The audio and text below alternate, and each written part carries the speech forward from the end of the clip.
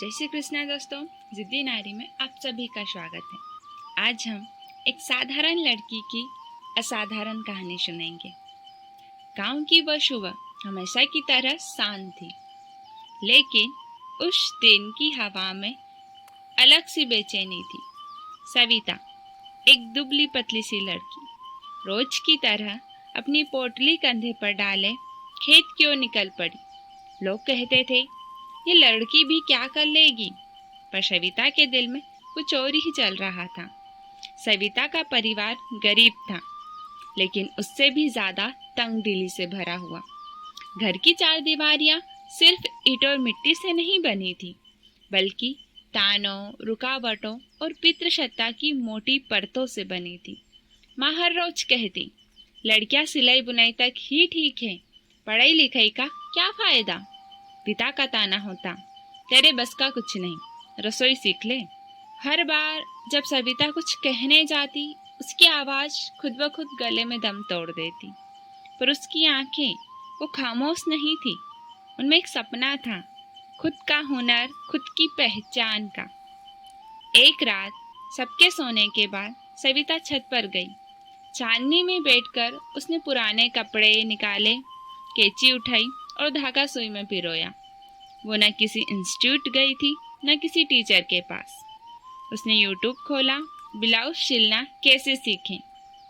धीरे धीरे कपड़े कटने लगे, टाके जुड़ने लगे और उसका आत्मविश्वास बढ़ने लगा। एक दिन एक बूढ़ी औरत ने उसे एक पुरानी साड़ी थमाई और कहा, अगर इससे एक अच्छा ब्लाउज बना दे तो मैं 50 रुपए दूँ तुझे।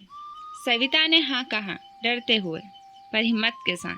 2 दिन बाद वो ब्लाउज तैयार था और जब उस औरत ने 50 रुपए थमाए तो सविता की आंखों में चमक थी।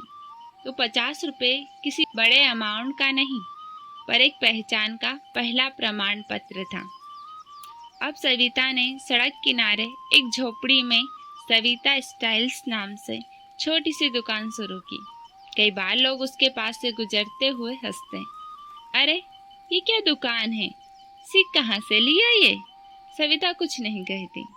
उसका जवाब था सीखना, और सिर्फ सीखना। वो हर दिन यूट्यूब पर नए वीडियो देखती, गला cutting design, fashion trends, boutique business tips. धीरे धीरे उसकी दुकान पर ग्राहक आने लगे। पहले 1, फिर 2, फिर 3 और फिर कई सारी औरतें अपनी बेटियों को भी सिखाने भेजने लगी। अब वह अकेली नहीं थी, अब उसके आसपास और भी लड़कियां थी जो अपने सपनों की सिलाई सीख रही थी। कुछ ही महीनों में सविता गांव की लड़कियों की रोल मॉडल बन गई। फिर एक दिन एक महिला स्वयंसेवी संस्था ने उसे मंच पर बुलाया। बताइए, आपने सब कैसे किया। सविता ने माइक थामा, एक पल के लिए चुप रही, फिर कहा, जब लोग कहते हैं तू नहीं कर सकती, तब 2 ही रास्ते होते हैं, या मान लो या रास्ता बना लो। मैंने रास्ता बनाया। मैं सविता हूँ और मेरी जिद ही मेरी सबसे बड़ी ताकत है। उस शाम जब सविता दुकान से निकली, एक पतंग उड़ रही थी।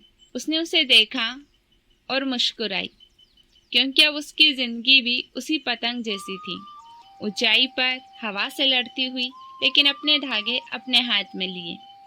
सविता की ये कहानी हर उस इंसान की कहानी है जो चुप रहा लेकिन कभी टूटा नहीं, जिसने सबकी बातों के बीच अपनी आवाज़ ढूंढी और जिसने सपनों को सिर्फ देखा नहीं, उन्हें सिल दिया। और इसी के साथ जय श्री कृष्णा दोस्तों। अगर आपको भी ऐसी फीमेल इंस्पायरिंग स्टोरीज अच्छी लगती है तो आप भी जिद्दी नारी को लाइक करें, शेयर करें और सब्सक्राइब करके बेल आइकन को प्रेस करें। और प्लीज़ हमें कमेंट करके बताइए कि हम अपनी इंस्पायरिंग स्टोरीज़ को और बेहतर कैसे बना सकते हैं और कैसे उन करोड़ों फीमेल तक पहुंच सकते हैं जो भारत के छोटे छोटे गांव और कस्बों में रहकर लाखों चुनौतियों के बीच बड़े बड़े सपने देखती हैं, और न सिर्फ देखती हैं बल्कि उन्हें पूरा करने की हिम्मत, साहस और जज्बा भी रखती हैं। Thank you for watching. Please subscribe जिद्दी नारी।